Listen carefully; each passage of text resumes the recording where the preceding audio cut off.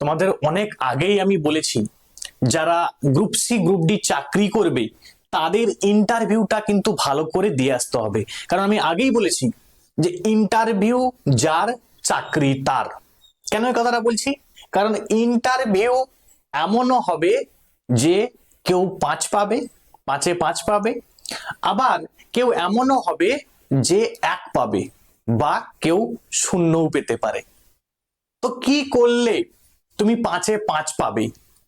আমি একদম একটা ইন্টারভিউ হলে তুমি কিভাবে প্রবেশ করবে এবং কিভাবে উত্তর দিবে এবং কিভাবে বেরিয়ে আসবে সবকিছু একটা পিকচারাইজেশনের মাধ্যমে, একটা ভিজুয়ালাইজেশনের মাধ্যমে আমি তোমাদের ইনফরমেশন প্রোভাইড করব, যেটা একটা 15 মিনিটের টাইম লাইন থাকবে এবং ইন্টারভিউয়ের যে সাফল্যের যে পূর্ণাঙ্গ গাইডলাইন সেটা কিন্তু তোমাদের আমি এই ভিডিওতে দেখাবো। অবশ্যই যারা ইন্টারভিউ দিতে যাবে বা যারা মনে হচ্ছে কাট অফ ক্লিয়ার করবে তারা কিন্তু অবশ্যই ভিডিওটা দেখবে। ঠিক আছে, তাহলে চলো আমরা স্টেপ বাই স্টেপ তোমাদের দেখাই। দেখো, প্রথম আমি যেখানে যে দেখাবো সেটাই কি কি রেখেছি দেখো। একদম প্রস্তুতি, বেশভূষা কেমন হবে তোমার, মানে বাড়ি থেকে একদম ইন্টারভিউ কেন্দ্র পর্যন্ত তোমার কিভাবে যে কি পোশাকটা হবে সেটা তোমাদের দেখাবো বা বলবো আমি। প্রবেশের মুহূর্ত মানে দরজা থেকে চেয়ার পর্যন্ত তুমি কিভাবে এন্টার করবে বা কিভাবে চেয়ারে বসবে, বসার ভঙ্গি বা শারীরিক ভাষা তোমার কেমন হবে, এবং সেই সঙ্গে সঙ্গে কথোপকথন মানে প্রশ্নোত্তর যে পর্ব চলবে সেখানে কিভাবে শুনবে তুমি, কিভাবে উত্তর দিবে, এবং প্রস্থান মানে তুমি চেয়ার থেকে দরজা পর্যন্ত যে তুমি প্রস্থান করবে সেটা কিভাবে করবে সবকিছু কিন্তু আমি এই ভিডিওর মাধ্যমে আমি তোমাদের দেখাবো। তো মন দিয়ে তোমরা শুনবে। একটু শোনার আগে আমি তোমাদের একটা কথা বলেই নিই, আমি সম্পূর্ণ যারা group C group D, group সিতে 50-এর উপরে বা গ্রুপ ডিতে 30-এর উপরে নাম্বার রেখেছো তাদের জন্য ইন্টারভিউয়ের আমি একটা ব্যাচ কিন্তু লঞ্চ করেছি, যেই ব্যাচে আমি তোমাদের কি কি প্রশ্ন আসতে পারে বা 2016 সালের যে ইন্টারভিউ হয়েছিল সেখানে কি কি প্রশ্ন জিজ্ঞাসা করা হয়েছিল এবং তার উত্তর কি কি হতে পারে সবকিছু কিন্তু আমি একটা পিডিএফ আকারে দেব বা তোমাদের ক্লাস নেব, মক ইন্টারভিউ নেব। এইভাবে কিন্তু একটা ব্যাচ আমি ডিজাইন করেছি, যেটা একটা মিনিমাম টাকা, ঠিক আছে, তুমি এই 499 টাকায় একটা ব্যাচ আমি রেখেছি। তো তোমরা যারা অ্যাডমিশন নিতে চাইছো তারা 7872141322, ঠিক আছে, এই নাম্বারে কন্টাক্ট করে হোয়াটসঅ্যাপ করে তোমরা কিন্তু ব্যাচটায় অ্যাডমিশন নিতে পারো। চলো তাহলে আজকের যে জিনিসটা সেটা তোমাদের আমি যেটা বলবো সেটা তোমাদের একটা ইন্টারভিউ হলে কিভাবে ঢুকবে, কিভাবে বেরোবে, কিভাবে উত্তর করবে সবকিছু দেখাবো। সেটা একটু দেখো, আগে মন দিয়ে দেখো। একদম আমি শুরু থেকে শুরু করছি। প্রথম হচ্ছে ভিজুয়াল ইমপ্রেশন, বা তোমার ভিজুয়াল ইমপ্রেশনটা কেমন না, তোমাকে দেখলেই যেন টিচার মনে করে যে ও কোনো ছাত্রী নয়। এই যে দেখতে পাচ্ছ, ঠিক আছে, ছাপরি পোশাক পরে গেলে তোমার কিন্তু চাকরি হবে না, মাথায় এটা তোমাকে ঢুকিয়ে দিতে হবে। তুমি 60-এ 60 পাও, কোনো ব্যাপার নেই, ঠিক আছে, তবুও তোমার চাকরি হওয়ার সম্ভাবনা কিন্তু লেস মানে কম। তা তোমাকে মার্জিত পোশাক কিন্তু নির্বাচন করতে হবে। পোশাক কেমন হবে দেখো, আমি একটা পিকচারাইজেশনের মাধ্যমে পোশাক রেখেছি। কেমন না একটু বলে দিই আমি, সঠিক পোশাকটা কেমন। পুরুষদের ক্ষেত্রে বলি, পুরুষদের জন্য না হালকা রঙের ফুল শার্ট মানে ফুল হাতা শার্ট তোমাকে পরতে হবে, গাঢ় ফর্মাল প্যান্ট পরতে হবে এবং পালিশ করা কালো বুট, মানে তোমার ইন করা বেল্ট, এগুলো কিন্তু তোমাকে পরে যেতে হবে। মহিলাদের ক্ষেত্রে কি না হালকা রঙের সালোয়ার কামিজ, কুর্তি বা সুতির প্যান্ট এবং মার্জিত এবং সাধারণ সাজ মানে সাজ, তুমি লিপস্টিক জোর দিয়ে দিলে, ঠিক আছে, তুমি এটা করলে ওটা করলে, বড় বড় কানের দুল পরলে না, এসব চলবে না, ঠিক আছে, এইগুলো তোমাকে অ্যাভয়েড করতে হবে। এবং পরিচ্ছন্নতা, তুমি যে পোশাকটা পরবে যেন কালি লাগানো না থাকে, ঠিক আছে, যে পোশাকটা পরবে ধুলা লাগানো না থাকে, ঠিক আছে, খুব দামি নাও হতে পারে বাট যেন পরিষ্কার পরিচ্ছন্ন থাকে, এই ব্যাপারটা আর কি। এবং হেয়ার স্টাইলটা কি হবে না সাধারণ হেয়ার স্টাইল হবে এবং পরিষ্কার ও ইস্ত্রি করা পোশাক কিন্তু তোমাকে পরে যেতে হবে। এগুলো খুবই ইম্পর্টেন্ট জিনিস। কি করা যাবে না দেখিয়ে দিয়েছি তোমাদের, এই সাজ বা এই বেশভূষাতে কিন্তু তোমাকে যাওয়া যাবে না। রঙ্গিল বা উগ্র পোশাক, খুব টাইট বা স্টাইলিশ বা রং বেরঙের পোশাক কিন্তু বর্জনীয়, কোনোভাবেই কিন্তু পরে যাওয়া যাবে না। বেমানান জুতো, দেখতে পাচ্ছ স্পোর্টস শু বা এই যে হিল দেওয়া জুতো, ঠিক আছে, এগুলো কিন্তু সম্পূর্ণ বর্জন করতে হবে। আচ্ছা, তোমার কড়া পারফিউম, এমন পারফিউম দিল যে ইন্টারভিউ হলে বসে আছে সে ওটাকে সহ্যই করতে পারলো না। অনেকে দেখবে পারফিউমের প্রতি একটা অ্যালার্জি আছে, তো সেই বিষয়টা তোমাকে কিন্তু মাথায় রেখে তোমাকে কিন্তু ইন্টারভিউ হলে কিন্তু ঢুকতে হবে। সুতরাং কড়া পারফিউম কিন্তু দেওয়া যাবে না, ঠিক আছে, পারফিউমটা অ্যাভয়েড করাই কিন্তু বেস্ট। উজ্জ্বল লিপস্টিক বা বড় নখ রাখা, এটা মেয়েদের জন্য স্পেশালি, দেখবে অনেক মেয়েরা বড় বড় নখ রাখে, তাই তো, লিপস্টিক দেয়, বা এই দেখতে পাচ্ছ এই যে কি বালা, ঠিক আছে, এইরকম গলার মালা বা এই বড় বড় দুল, এগুলো কিন্তু অ্যাভয়েড করতে হবে তোমাকে, এগুলো কিন্তু করা যাবে না। বোঝা গেল? চলো এরপরে আরো কিছু জিনিস। এবারে দেখো দা এন্ট্রি প্রটোকল, মানে প্রথম যে 10 সেকেন্ড তোমাকে দেখেই যে যারা ইন্টারভিউয়ার থাকবে তারা যেন বুঝে যায় যে না এ ভালো ছেলে, ঠিক আছে, সেই বিষয়গুলো কি না। স্টেপ 1, তোমাকে কি করতে হবে না, প্রথম যখন তুমি এন্ট্রি করবে তোমাকে অনুমতি নিয়ে কিন্তু এন্ট্রি করতে হবে। মানে দরজার সামনে দাঁড়িয়ে বিনীতভাবে বলা, স্যার বা ম্যাম আমি কি আসতে পারি, এইভাবে কিন্তু তোমাকে বলতে হবে, স্যার বা ম্যাম আমি কি আসতে পারি। যে থাকবে, স্যার থাকলে স্যার বলবে, ম্যাম থাকলে ম্যাম বলবে, ঠিক আছে। স্বাভাবিক, শান্ত ও প্রায় শব্দহীন পদাচারণ এগিয়ে যাওয়া। তুমি ধরো তোমাকে হ্যাঁ বললো যে তুমি এসো, তুমি গেলে, তোমার সুয়ের এমন আওয়াজ করে করে গেলে বা এমন ভাবে তুমি যাচ্ছ প্রচুর আওয়াজ বা সাউন্ড হচ্ছে, সেটা যেন না হয়। নির্ধারিত চেয়ারের পাশে গিয়ে শান্ত হয়ে দাঁড়ানো, মানে তোমাকে যে কিন্তু চেয়ারের পাশে কিন্তু দাঁড়াবে, ঠিক আছে। তুমি হুট করে যে চেয়ারে বসে গেলে না, এটা কিন্তু করা যাবে না। তাহলে এখান থেকে দেখো তোমার অনুমতি নেওয়া, পদাচারণটা তোমার কেমন হবে এবং চেয়ারে বসার স্টাইলটা কেমন হবে, সবকিছু আমি কিন্তু বললাম। এবার কোনটা করা যাবে না স্যার? যাবে না হচ্ছে নাম ডাকা মাত্রই হুড়ুমুড় করে তুমি কি করলে, চেয়ার মানে দরজা ঠেলে কি করলে একবারে ঢুকে গেলে, অনুমতি ছাড়াই যে কক্ষে তুমি প্রবেশ করে গেলে, তারপরে জুতোর খটখট শব্দ করে বা মাত্রাতিরিক্ত আওয়াজ করে তুমি হেঁটে গেলে, তারপরে তুমি কি করলে, অনুমতি দেওয়ার আগেই তুমি যে চেয়ারে বসে গেলে, বাস, সুন্দর, তোমার খুবই ভালো ইমপ্রেশন হলো। টিচাররা বুঝেই নেবে, যে ইন্টারভিউ নিচ্ছে সে বুঝেই নেবে যে তুমি কেমন। বোঝা গেল? তাহলে এই বিষয়গুলো কিন্তু তোমাকে বর্জন করতে হবে, যে বিষয়গুলো বলছি মন দিয়ে শুনো। আচ্ছা, এবারে বসার স্টাইলটা তোমাকে দেখো খুব ইম্পর্টেন্ট। এই যে দেখতে পাচ্ছ আমি একটা কিন্তু স্কেলের মাধ্যমে কিন্তু রেখেছি বসার ভঙ্গি, মানে যেটা পোস্টার আর কি, ঠিক আছে, পোস্টার প্রটোকলটা, তোমার প্রটোকলটা কেমন হবে দেখো, এই যে আমি রেখেছি অ্যাকচুয়াল তোমাদের যাতে বুঝতে সুবিধা হয়, যদিও এটা আমি ওই রোটেট চেয়ার রেখেছি আর কি। তো দেখো এটা যে স্কেল দেখতে পাচ্ছ, স্কেলের 120 থেকে 90 ডিগ্রির মধ্যে যেন তোমার এই বসার ভঙ্গিমাটা, মানে একদম স্ট্রেট যেন তুমি যে বসো, তোমাকে সামনের দিকে বেশি ঝুঁকেও বসা যাবে না, আবার তোমাকে পিছন দিকে বেশি হেলান দিয়ে বসা যাবে না। এই দুটো কিন্তু তোমাকে কি করতে হবে, অ্যাভয়েড করতে হবে। তাহলে আদর্শ বসার ভঙ্গিটা কি না, 90 থেকে 100 ডিগ্রি। তো মেরুদণ্ডটা থাকবে কেমন, 90 থেকে 100 ডিগ্রির মধ্যে থাকবে। মেরুদণ্ড সোজা করে রেখে চেয়ারের পিছনে, যদি দেখো এমন কিছু চেয়ার আছে যেটা তোমাকে হালকা, তোমার এই তোমার ওই যে মেরুদণ্ডটা হয়তো হালকা টাচ লাগছে, সেক্ষেত্রে কিন্তু কোনো সমস্যা নেই, হালকা তুমি ঠেল দিলেও, মানে হেলান দিয়ে বসতে পারো। এটি আত্মবিশ্বাস এবং শৃঙ্খলতার তোমার কি করবে, পরিচয় দেবে। এবার বিপজ্জনক ভঙ্গিটা কি না, 130 ডিগ্রি বা তার বেশি যদি তুমি হেলান দিয়ে বসো, আরাম চেয়ার পেয়েছো, বাস হেলান দিয়ে বসছো, পুরো এমন ভাবে হেলান দিয়ে বসছো যে 130 ডিগ্রির বাইরে কিন্তু তোমার বসার ভঙ্গিমাটা হয়েছে। তো চেয়ারে খুব বেশি গা ঢিলিয়ে বসা বা তোমার রিভার্সিং চেয়ার হলে, অকারণে ঘোরা, এই যে তুমি রিভার্স করছে তো চেয়ারটা, তুমি ঘুরছো, এদিকে ঘুরছো ওইদিকে ঘুরছো না, অকারণে কিন্তু করা যাবে না। বিপজ্জনক ভঙ্গি 30 ডিগ্রি বা তার তার কম, মানে তুমি 30 ডিগ্রি যেটা বললাম সামনের দিকে, সামনের টেবিলের উপরে ঝুঁকে পড়া বা টেবিলে ভর দেওয়া, এইসব জিনিসগুলো কিন্তু তোমার করা যাবে না।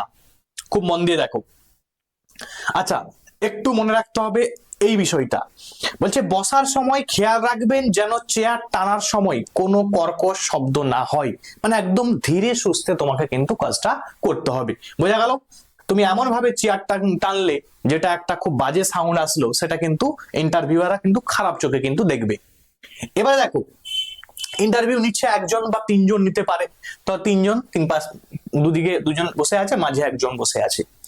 তো যাই হোক, তুমি এখানে তার মাঝে একটা কি থাকবে, টেবিল থাকবে। তো এই টেবিলে তুমি তোমার যে ফাইলটা নিয়ে গেছো, সেই ফাইলে নিয়ে যে তুমি ফাইলটাকে নিয়ে যে টেবিলের মধ্যে রাখলে না, এটা কিন্তু করা যাবে না। এটা হচ্ছে ডেঞ্জার জোন, এটা তোমার জন্য নয়। তোমার যে ফাইল থাকবে সেই ফাইলটা কিন্তু তোমার কাছেই রাখতে হবে, তোমার কোলে রাখতে হবে। তাহলে ভালো করে মন দিয়ে শোনো, যে তোমার কোল হচ্ছে তোমার সেফ জোন, মানে আপনার ফাইল বা ডকুমেন্ট সবসময় নিজের কোলের উপর রাখবেন, হাত স্বাভাবিকভাবে ফাইলের উপরে বা কোলের উপরে স্থির থাকবে। বোঝা গেল? মন দিয়ে শোনো, এই জিনিসগুলোই তোমাদের জানতে হবে। আর ইন্টারভিউয়ে তোমার নলেজ টেস্ট হয়ে গেছে, তুমি কতটা জানো কতটা জানোনি অলরেডি টেস্ট হয়ে গেছে। তুমি জানো বলেই আজকে তুমি ইন্টারভিউটা দিতে যাচ্ছ, সুতরাং ওই টেস্ট গুলো তোমার অলরেডি হয়ে গেছে। এখন তোমাকে এই জিনিসগুলো কিন্তু মেনটেন করতে হবে। তোমার সব উত্তর তুমি নাও দিতে পারো, বাট এগুলো তোমাকে মেনটেন করতে হবে। তাহলে টেবিলের উপরে ফাইল রাখা বা টেবিলের আঙুল দিয়ে আঘাত করা সম্পূর্ণ কিন্তু নিষেধ। নিজের শরীর না নার্ভাসনেসের কারণে তুমি দাঁত দিয়ে নখ কাটা বা চুল বা পোশাক ঠিক ঠিক করা কিন্তু চলবে না।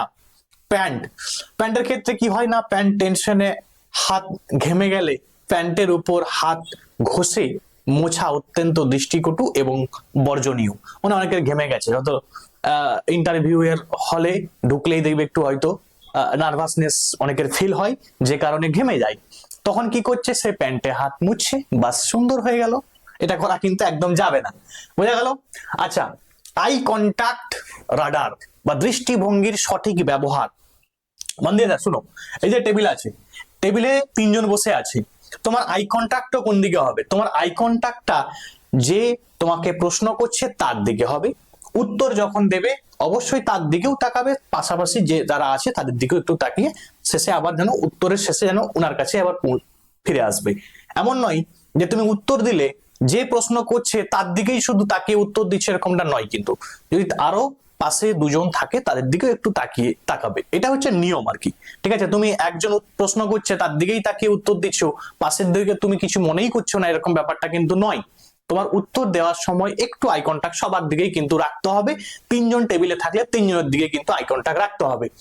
তোমার আই কন্টাক্ট কোন দিকে রাখা যাবে না, তুমি একটা প্রশ্ন করেছে তুমি ভাবছো, উপর দিকে তাকিয়ে ভাবছো, নো, এটা করা যাবে না। তুমি নিচের দিকে তাকিয়ে ভাবছো, না, এটাও কিন্তু করা যাবে না। তাহলে এইগুলো কিন্তু করা যাবে না। সরাসরি দৃষ্টি, যে পরীক্ষক প্রশ্ন করছেন তার চোখের দিকে বিনম্র দৃষ্টিতে তাকিয়ে সম্পূর্ণ প্রশ্নটা শোনা এবং উত্তর দেওয়া। তাহলে তোমাকে কিন্তু তার দিকে তাকিয়ে, যেভাবে বললাম, বিনম্র দৃষ্টিতে কিন্তু তাকাতে হবে, প্রশ্ন শুনতে হবে, উত্তর দিতে হবে। এবং বললাম উত্তর দেওয়ার সময় তুমি একটু এদিক ওদিক তোমার আই কন্টাক্ট করতে পারো। ঠিক আছে? আচ্ছা, এড়িয়ে যাওয়া বা অ্যাভয়েডেন্স, কি কি অ্যাভয়েড করবে তুমি? এড়িয়ে যাওয়া কোনটা? নার্ভাস হয়ে মেঝের দিকে বা নিজের হাতের দিকে তাকিয়ে থাকা। তোমার হাত ধরো তোমার তোমার ওই জাঙের এর মধ্যে আছে, তো তখন তুমি কি করলে না, তুমি তোমার হাতের দিকে তাকাচ্ছ, হাতের আঙুলের দিকে তাকাচ্ছ, এটা কিন্তু করা যাবে না। ছাদের দিকে কিন্তু তাকানো যাবে না। উত্তর মনে করার সময় উপরের দিকে বা ছাদের দিকে তাকিয়ে ভাবার ভান করা, চোখ মিটমিট করা, অতিরিক্ত নার্ভাসনেসের কারণে দেখবে অনেকের চোখ মিটমিট করতে থাকে। তো এই জিনিসগুলো কিন্তু সব অ্যাভয়েড করতে হবে। ঠিক আছে, এগুলো কিন্তু করা যাবে না। আচ্ছা, ভয়েস মডুলেশন বা দ্য ডেসিবেল মিটার, মানে তোমার যে তুমি অ্যান্সার দিচ্ছ, তোমার ভয়েস সাউন্ডটা কেমন হবে? তোমার অতিরিক্ত লো হবে না, ফিসফিস করে হবে না, অস্পষ্ট হবে না, যেটা যে তোমার ইন্টারভিউয়ার্স আছে সে যেন বুঝতে না পারে, এরকম করা যাবে না। তোমাকে এমন না মধ্যম এবং আত্মবিশ্বাসী স্বর তোমাকে ব্যবহার করতে হবে, যেটাতে যে মানে যে আছে ইন্টারভিউয়ার সে যেন শুনতে পায়। ঠিক আছে, সবাই যেন শুনতে পায়। অতিরিক্ত তুমি সাউন্ডে বললে সেক্ষেত্রেও কিন্তু তোমার খারাপ, সেটাও কিন্তু করা যাবে না। দুটোই কিন্তু ডেঞ্জার জোন। বুঝে গেল? আচ্ছা, খুব আস্তে কথা বলা, তাহলে এই যে পরীক্ষক যেন আপনার কথা শোনার জন্য কষ্ট করতে না হয়, কষ্ট করতে বাধ্য না হয়, সেক্ষেত্রে তোমাকে কিন্তু খেয়াল রাখতে হবে। এবং এটি মানে আত্মবিশ্বাসের অভাব বোঝায়, মানে তোমার এটা যে আত্মবিশ্বাসের অভাব কিন্তু এটা দেখাচ্ছে। বাড়িতে আয়নার সামনে বা পরিবারের সদস্যদের সাথে কথা বলে একটি স্পষ্ট, শান্ত এবং পরিমিত স্বর অনুশীলন করুন।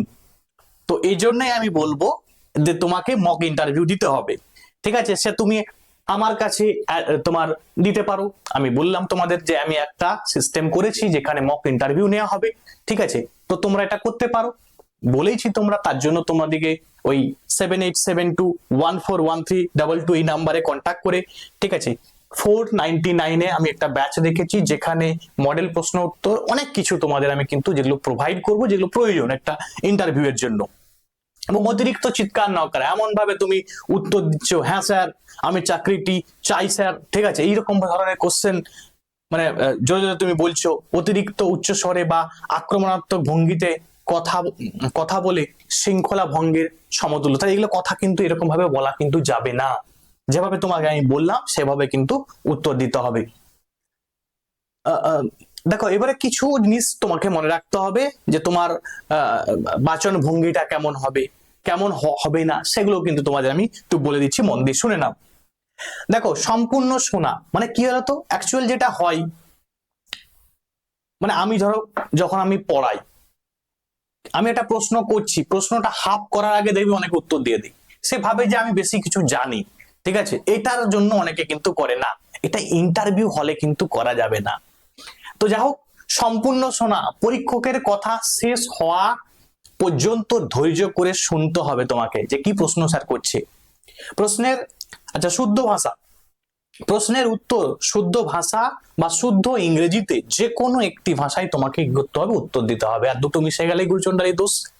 এবারে হ্যাঁ হতে পারে তুমি সব কথা তোমার, আমরা জানি যেহেতু আমরা বাংলা বলি, বাংলার সঙ্গে কিছু শব্দ আছে ইংরেজি জুড়ে গেছে, তো সেই ইংরেজি শব্দগুলো তুমি ব্যবহার করতে পারো, এমন নয় যে তুমি একদমই ব্যবহার করতে পারবে না, অবশ্যই তুমি ব্যবহার করতে পারবে। টু ডি পয়েন্ট, অহেতুক গল্প বা বানিয়ে সরাসরি এবং সারসংক্ষেপে আসল উত্তরটি দেওয়া, এইটাই হচ্ছে তোমার কাজ।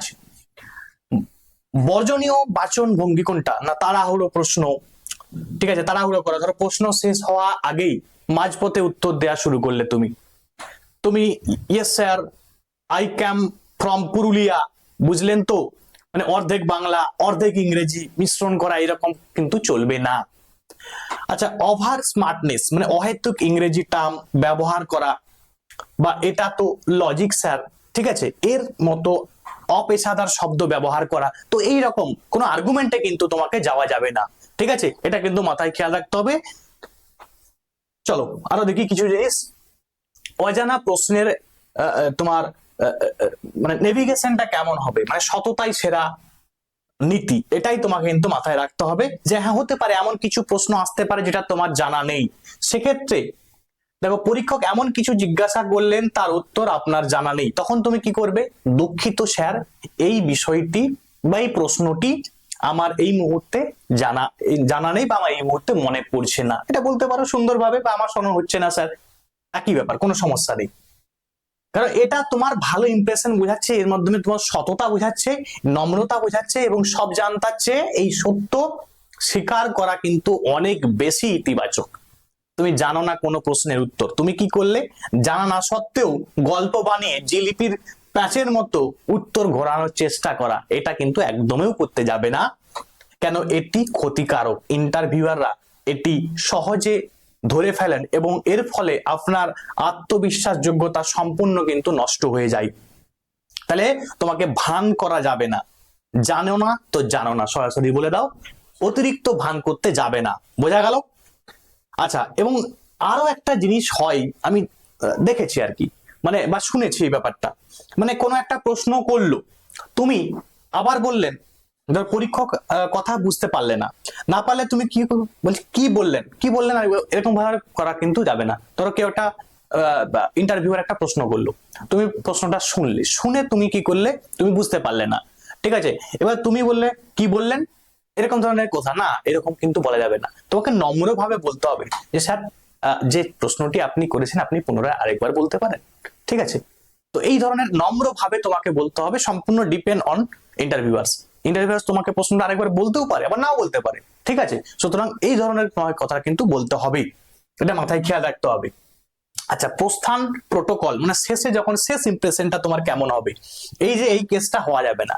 তুমি চেয়ার থেকে উঠেই ঘড়িটা দেখলে, ঠিক আছে, কত মিনিটের ইন্টারভিউ হলো, দিয়ে তুমি বেরিয়ে গেলে, না, এরকম কিন্তু করা যাবে না। তোমাকে প্রথমে চেয়ার থেকে উঠে জাস্ট এইভাবে ফাইলটা নিয়ে তোমাকে কিন্তু দাঁড়াতে হবে, দিয়ে তোমাকে কি নিতে হবে, অনুমতি নিতে হবে এবং একটা ধন্যবাদ জ্ঞাপন করতে হবে।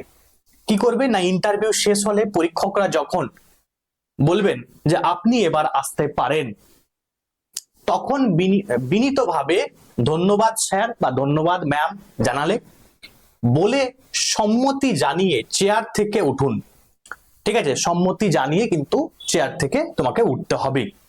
আর শান্ত প্রস্থান, চেয়ারটি যথাস্থানে রেখে শান্তভাবে দরজার দিকে তোমাকে এগিয়ে যেতে হবে। আর কোনটা করা যাবে না, যেগুলো ছিল মন দিয়ে শোনো, যে হঠাৎ প্রস্থান না বললে বা হঠাৎ করে উঠে পড়া সম্পূর্ণ অভদ্রতার পরিচয় কিন্তু দেই। বাইরের আলোচনা, তারা তুমি বাইরের বেরিয়ে অন্য প্রার্থীদের সাথে অযথা প্রশ্ন বা কাট অফ নিয়ে বিতর্ক করে নিজের বা অন্যের মানসিক চাপ বাড়াবেন না। তাহলে এই বিষয়গুলো কিন্তু তোমাকে মাথায় খেয়াল রাখতে হবে। তাহলে একটা ব্লু প্রিন্ট দিলাম একজন আদর্শ মানে পরীক্ষার্থী যারা ইন্টারভিউ হলে কিভাবে ইন্টারভিউটা দেবে।